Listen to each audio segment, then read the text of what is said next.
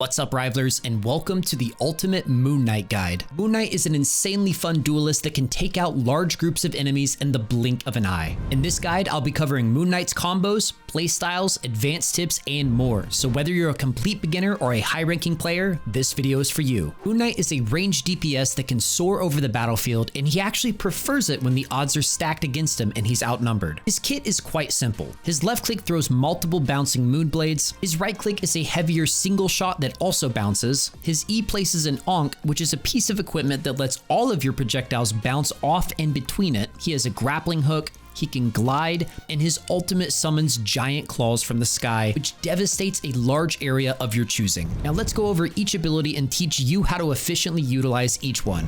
Moon Knight's left click is going to be his main source of damage. It fires a bouncing moonblade that does have travel time and can headshot, so you should always be aiming a little ahead of where your target is and aim for the upper half of enemies. His right click is essentially the same as his left click. It still bounces between enemies, but instead of multiple projectiles, it is a single shot that hits a lot harder. You should be using your right click every time it's off cooldown, but also be putting a little more effort into making sure it lands. Because it's a single shot that bounces, missing it entirely loses you out on a lot of damage. His E is his Ankh, and this is the most important part of playing Moon Knight. Placing an Ankh allows you to fire your left and right clicks at the Ankh instead of enemies, and it essentially turns on auto aim. Any enemy within this circle is going to get absolutely shredded by whatever you shoot at your Ankh. These Ankhs also pull enemies towards the center, so it is a great disruption and CC tool for clumping enemies up before unleashing your barrage of projectiles. Placing an Ankh in the middle of a team and then left and right clicking absolutely shreds them before they even know what happened. The Ankhs have so much value. You can use it to take out clumped enemies, turn auto aim on for mobile characters. You can use it to shoot around corners and KO enemies you can't even see. Use it to land shots behind shield characters, which is normally impossible for duelists. And you can even place it at your feet to quickly take out mobile assassins trying to dive you. Now, these Ankhs do have travel time, just like your left and right click. So what you can do is throw an Ankh, and before it's even landed, pre-fire your left and right click, so that right when the Ankh lands, you've got a ton of projectiles that goes off immediately. This is a great way to pick off specific targets like healers before they even know what's hitting them or where they're getting hit from. This tech also removes the counterplay of the enemy team just destroying your Ankh, because it can't be destroyed until it's landed. So just rapidly press E, left click, right click, and you will get off a ton of damage before anyone has a chance to react. You can have up to 2 Ankhs on the map at a time, but placing one does have a lengthy cooldown, so you definitely want to be smart and strategic about how you use your Ankh. Moon Knight's F ability is his grappling hook. This thing is great for moving you around the map, helping you once again gain high ground and get a better angle for DPSing. Now, there are a few different ways to use the grappling hook depending on the angle you shoot it at. If you shoot it above you, you'll of course be launched forward and up. You can also shoot it directly at your feet to get the most height out of your grapple. It gives you a nice little super jump that you can quickly get away from danger even if there's nothing around to grapple to. But it is a little slow, it's a little clunky, and it removes your ability to dish out damage while using it. So you should mostly be using it to traverse the map and find nice angles to DPS from,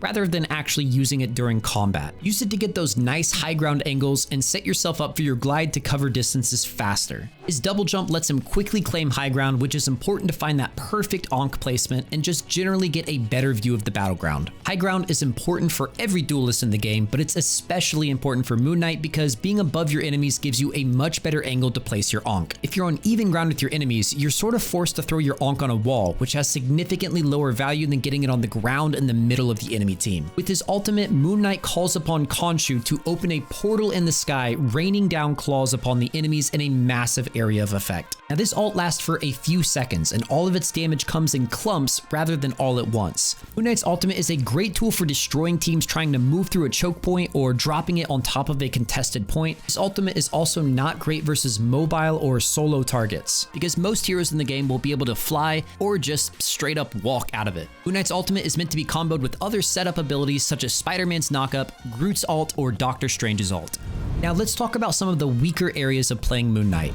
First of all, Moon Knight is not good at taking out flyers. This is because both of his projectiles have travel time, so it can be difficult to read the movements of flyers and lead your shots correctly. He can also really struggle against shield, wall, and equipment characters because, again, your projectiles don't bounce off these things. Moon Knight also has very little horizontal mobility to reposition with. He has no dashes, so divers like Spider-Man, Iron Fist, and Black Panther take him out too quickly for Moon Knight to respond to. The best thing you can do is, if you know you're going to get targeted by these heroes, try and hold your Ankh to place at your feet and spam your projectiles before they land the final blow. If assassins catch you without your Ankh, you're probably done for, but try double jumping again and doing some evasive maneuvers with your glide. His ultimate is also very easy to miss or get dodged, making it much more difficult for Moon Knight's ult to rack up KOs compared to other duelists. Always try to hold your ultimate to combo it off of your teammates' abilities or place it in choke points and on objectives that enemies are trying to contest. Now let's talk about some of the strengths of picking Moon Knight. Moon Knight's biggest strength lies in his ability to turn on auto-aim with his Ankh, and the sheer amount of value you get from bouncing your shots off enemies. Your Ankh lets you outrange characters you have no right outranging, it lets you snipe key targets in less than a second, and it even lets you outburst assassins trying to jump you. His damage is extremely reliable compared to someone like Hawkeye and Black Widow, who is either landing headshots and finding picks or not doing much of anything. So you should always be saving your Ankh to use on squishy and single target characters, pretty much guaranteeing a KO if you land your combo, as well as keeping it for enemy dive heroes as a way to protect yourself from the dive. You should avoid using your Ankh on tanks because it really won't do enough damage to justify it, and most tanks can easily destroy the Ankh. All in all, Moon Knight is an extremely fun duelist that is great versus clumped up enemies and contesting zone areas. Be sure to use your 3 forms of mobility to traverse the map and maintain high ground advantage, use your Ankh intelligently, and save your ultimate for when enemies are already locked down in an area. If you follow these tips, you'll be taking out bad guys and getting your money back from Dracula in no time. So let me know which character you'd like to see a guide on next, and I will see you in the next one, Rivalers.